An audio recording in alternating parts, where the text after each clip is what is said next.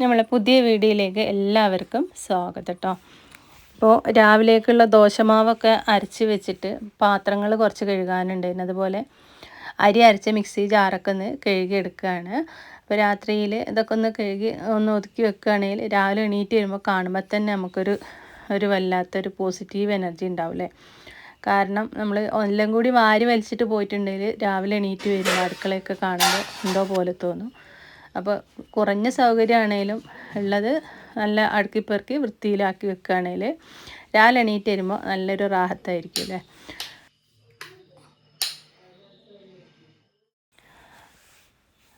ഇനിയിപ്പോൾ രാവിലെ ഇതാ നമ്മൾ ചായയും കടിയൊക്കെ ഉണ്ടാക്കാനായിട്ട് അടുക്കളയിലേക്ക് വന്നിട്ടുണ്ട്. അപ്പോൾ സ്കൂളിലേക്ക് കൊണ്ടുപോകാനുള്ള ചോറ് രാത്രി വെച്ചതാണ്. അപ്പോൾ ഞാനത് നല്ല തിളച്ച വെള്ളം ഒഴിച്ചിട്ട് തിളപ്പിച്ചെടുക്കുന്നുണ്ട്. ഗ്രീൻ പീസ് കറിയാണ് കേട്ടോ ദോശയൊക്കെ ഉണ്ടാക്കിയെടുക്കുന്നത്. കുക്കറിൽ ഗ്രീൻ പീസ് വെച്ചിട്ടുണ്ട്. അപ്പോൾ കടിയൊക്കെ ഉണ്ടാക്കുന്നതിന് മുന്നേ ഒരു ഗ്ലാസ് ചായ കുടിക്കാൻ വേണ്ടി ചായ എടുത്തിട്ടുണ്ട് കേട്ടോ. അപ്പോൾ മാവ് നല്ല അരച്ച് വെച്ച് കുറച്ച് മാവ് 1.5 ഗ്ലാസ് അരിയെ ഞാൻ എടുത്തിട്ടുണ്ടായിരുന്നുള്ളൂ. അത് നമ്മൾ ഈസ്റ്റോ സോഡയൊന്നും ഇട്ടിട്ടില്ല കേട്ടോ. അങ്ങനെയാണ്ട് കൈകൊണ്ട് ചെറുതായിട്ടൊന്ന് മിക്സ് ചെയ്തിട്ട് വെച്ചതാണ്. എന്നിട്ട് നമ്മൾ നന്നായിട്ടൊന്ന് മൊരിഞ്ഞ് കിട്ടണമെന്നുണ്ടെങ്കിൽ മാവ് പൊങ്ങിയിട്ട് ഒരുപാടൊന്നും പൊങ്ങിയിട്ടില്ല എന്നുണ്ടെങ്കിൽ റൈസ് കുക്കറിൽ വെക്കുന്നതാണ്. അപ്പോൾ മാവ് ഒരുപാട് പൊങ്ങിയിട്ടില്ല എന്നുണ്ടെങ്കിൽ ഞാൻ ചില ദിവസങ്ങളിൽ അപ്പക്കാരം രാവിലെ ചേർത്തിട്ട് ഉണ്ടാക്കാറുണ്ട്. അപ്പോൾ ഇന്നിപ്പോൾ മാവ് നന്നായിട്ട് പൊങ്ങിയിട്ടുണ്ട് കേട്ടോ. എന്നിട്ട് നമ്മൾ കുറച്ച് ഓയിലിങ്ങനെ തൂവി കൊടുക്കുകയാണെങ്കിൽ ഇനിയിപ്പോൾ കറിയില്ലെങ്കിൽ ചായൻ്റെ കൂടെ ഇത് വേഗം ചൂടോടെ കഴിക്കാൻ നല്ല മുരിഞ്ഞ ദോശയാക്കിയിട്ട് ഇങ്ങനെ ഉണ്ടാക്കിയെടുക്കാം കേട്ടോ. ദോശ ഞാൻ ചായ കുടിക്കാൻ നേരത്താണ് ഉണ്ടാക്കിയെടുക്കുക. അപ്പോൾ നല്ല ചൂട് നല്ല മുരിഞ്ഞ ദോശ തിന്നാൽ അപ്പോൾ നല്ല രസമാണല്ലോ. പിന്നെ അതാ എല്ലാ ചായയോടെയൊക്കെ കഴിഞ്ഞ് അടുക്കളയൊക്കെ അടിച്ചു വാരി വൃത്തിയാക്കി എല്ലായിടത്തും അടിച്ചു വാരി തുടക്കലൊക്കെ കഴിഞ്ഞതിന് ശേഷം ഇന്ന് ഞാൻ പൊതിച്ചോറ് ഉണ്ടാക്കാമെന്ന് വിചാരിക്കുന്നുണ്ട് കേട്ടോ. കുറേ ദിവസമായി പൊതിച്ചോറിനൊരു കൊതി. അപ്പോൾ അതുണ്ടാക്കാൻ വേണ്ടിയിട്ട് ആദ്യം തന്നെ ബീട്രൂട്ട് തോരൻ ഉണ്ടാക്കിയെടുക്കുകയാണ്. ബീട്രൂട്ട് ഉപ്പേരിയൊക്കെ എല്ലാവർക്കും ഉണ്ടാക്കാൻ അറിയുന്നതായിരുന്നല്ലോ. അതുകൊണ്ട് തന്നെ അത് നമ്മൾ വിശദീകരിച്ച് പറയണമൊന്നുമില്ല കേട്ടോ. അപ്പോൾ അതൊരു വ്യത്യസ്തമായിട്ടുള്ളൊരു പൊതിച്ചോറാണ്. സാധാരണ പൊതിച്ചോറായിട്ടുള്ളൊരു പൊതിച്ചോറാണോ എന്ന് ചോദിച്ചാൽ അല്ല, ഞാൻ എൻ്റേതായിട്ടുള്ള രീതിയിൽ ഉണ്ടാക്കുന്നതാണ്. പിന്നെ ഞാൻ ചീരത്തോരൻ വെക്കാൻ വേണ്ടിയിട്ട് കാന്താരി മുളകും തേങ്ങയും ഒക്കെ ഒന്ന് ഒതുക്കിയെടുത്തിട്ടുണ്ട് മിക്സി ജാറിലിട്ട്. പിന്നെ വെളുത്തുള്ളി കടുകും കൂടി ആദ്യം വെളിച്ചെണ്ണയിലേക്ക് ഇട്ടിട്ട് പൊട്ടിയിട്ട് ചീരത ഇട്ട് കൊടുക്കുന്നുണ്ട്.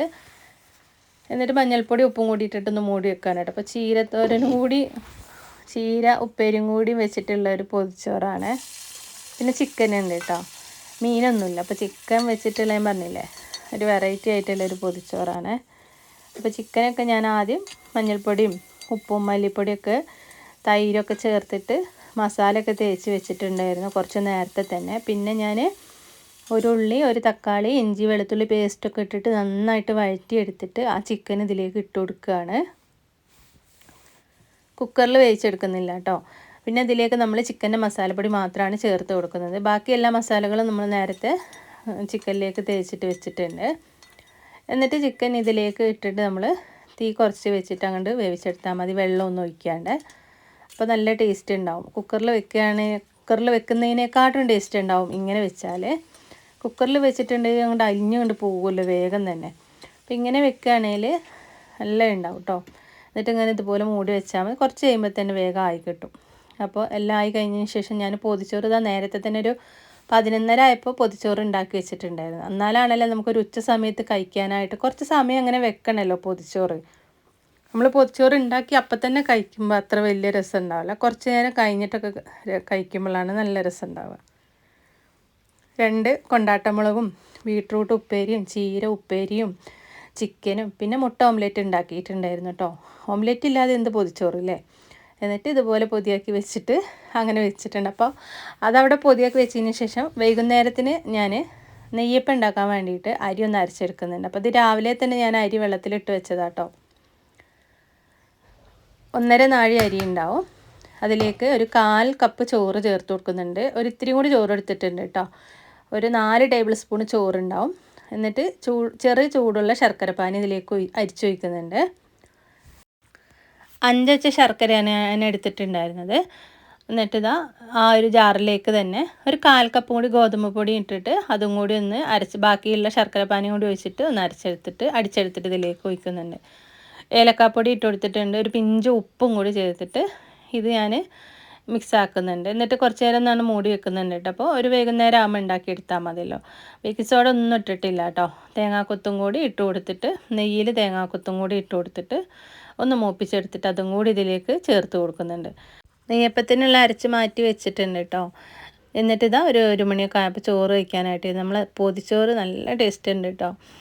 നമ്മുടെ ചിക്കൻ വരട്ടിയെടുത്തതും ചീര തോരനും ബീട്രൂട്ട് തോരനും പിന്നെ അതുപോലെ മുട്ട ഓംലെറ്റും അച്ചാറും പിന്നെ കൊണ്ടാട്ടമുളകും. എമ്മാ ടേസ്റ്റാണെന്നറിയാം. അങ്ങനെ ചോറ് നിലയൊക്കെ കഴിഞ്ഞ് വൈകുന്നേരം ആയപ്പോൾ ചായ ഇപ്പുറത്ത് സ്റ്റൗവിൽ ഞാൻ തിളപ്പിക്കാൻ വെച്ചിട്ടുണ്ട്. നമ്മൾ നെയ്യപ്പം ഉണ്ടാക്കിയെടുക്കുകയാണ് കേട്ടോ. കുറച്ച് നേരത്തെ അരച്ച് വെക്കണ നിർബന്ധമൊന്നുമില്ല. അരച്ചപാട് ഇത് ഉണ്ടാക്കിയെടുക്കുക. ഞാൻ എളുപ്പത്തിന് വേണ്ടിയിട്ട് ഉണ്ടാക്കി വെച്ചാൽ കേട്ടോ. അപ്പോൾ നമുക്ക് വേഗം തന്നെ കുട്ടികളൊക്കെ സ്കൂട്ട് വരുമ്പോൾ തന്നെ പെട്ടെന്ന് തന്നെ ഉണ്ടാക്കിയെടുക്കാമല്ലോ. നെയ്യപ്പൊക്കെ എല്ലാവർക്കും ഉണ്ടാക്കാൻ അറിയാമല്ലോ. തീയൊന്ന് കുറച്ച് വെക്കുക. എന്നിട്ട് ഒരു തവി മാവ് ഒഴിച്ചിട്ട് കുറച്ച് സമയം ഇങ്ങനെ താനെ പൊങ്ങി വരും.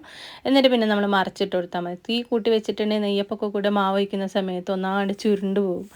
നെയ്യപ്പത്തിൻ്റെ ആ ഒരു ഷേപ്പിലൊന്നും കിട്ടൂല കേട്ടോ. അപ്പോൾ നെയ്യപ്പൊക്കെ ഓരോന്നായിട്ട് ഇവിടെ ഉണ്ടാക്കിയെടുക്കുന്നുണ്ട്. ഫസ്റ്റിൽ ഉണ്ടാക്കിയെടുക്കുമ്പോൾ ആ കറക്റ്റ് ഷേപ്പിലൊന്നും കിട്ടില്ല. പിന്നെ അങ്ങനെ ഉണ്ടാക്കിയെടുക്കുമ്പോൾ നല്ല രീതിയിൽ കിട്ടും. അപ്പോൾ ഞാൻ ഇത് ഒരുപാട് മൊരിയിപ്പിച്ചിട്ട് വേണ്ടാന്ന് കുട്ടികളൊക്കെ പറഞ്ഞപ്പോൾ ഞാൻ ഈ രീതിക്ക് എടുത്തതാണ്. എനിക്ക് വേണ്ടിയിട്ട് ഞാൻ 2-3 നന്നായിട്ട് മൊരിയിപ്പിച്ചെടുത്തിട്ടുണ്ട് കേട്ടോ. അങ്ങനെ കഴിക്കാനാണ് നല്ല രസം. ആ വക്കൊക്കെ മൊരിഞ്ഞ നെയ്യപ്പം തിന്നാനാണല്ലോ. ഇതുപോലെ ആക്കിയെടുത്തിട്ടുണ്ട് 2-3 അപ്പോൾ അടിപൊളി നെയ്യപ്പം ഇവിടെ ഉണ്ടാക്കിയെടുത്തിട്ടുണ്ട്. ഈ ഒരു നെയ്യപ്പത്തിൻ്റെ വീഡിയോ നമ്മൾ മുന്നേ ഷെയർ ചെയ്തിട്ടുണ്ട് കേട്ടോ നമ്മുടെ ചാനലിൽ. അപ്പോൾ എല്ലാവരും ഒന്ന് ഇതുപോലെ ഉണ്ടാക്കാൻ അറിയാത്തവരൊന്നും ഉണ്ടാക്കി നോക്കണേ. ഇതുപോലെ കണ്ടില്ല വക്കൊക്കെ നന്നായിട്ട് മുരിയിപ്പിച്ചെടുത്തിട്ടുണ്ട് കേട്ടോ. എനിക്ക് കഴിക്കാൻ വേണ്ടിയിട്ട് ഇങ്ങനെ കഴിക്കാനാണ് നല്ല രസം. ആ വക്കൊക്കെ മുരിഞ്ഞ നെയ്യപ്പം. അപ്പോൾ ഇന്നത്തെ നല്ലൊരു പൊതിച്ചോറും അതുപോലെ തന്നെ നല്ലൊരു നെയ്യപ്പത്തിൻ്റെ റെസിപ്പിയൊക്കെ വീഡിയോയിൽ കാണിച്ചിട്ടുണ്ട്. കൂട്ടുകാർക്ക് ഇഷ്ടമായിട്ടുണ്ടെങ്കിൽ അഭിപ്രായങ്ങൾ ലൈക്ക് ചെയ്യാനും മറക്കരുത് കേട്ടോ. നിങ്ങളുടെ സപ്പോർട്ടും ലൈക്കൊക്കെ ഉണ്ടെങ്കിലാണ് നമുക്ക് വീഡിയോസ് ഇടാനൊക്കെ തോന്നുക കേട്ടോ. നാളെ നമുക്ക് മറ്റൊരു വീഡിയോയുമായിട്ട് വീണ്ടും കാണാം.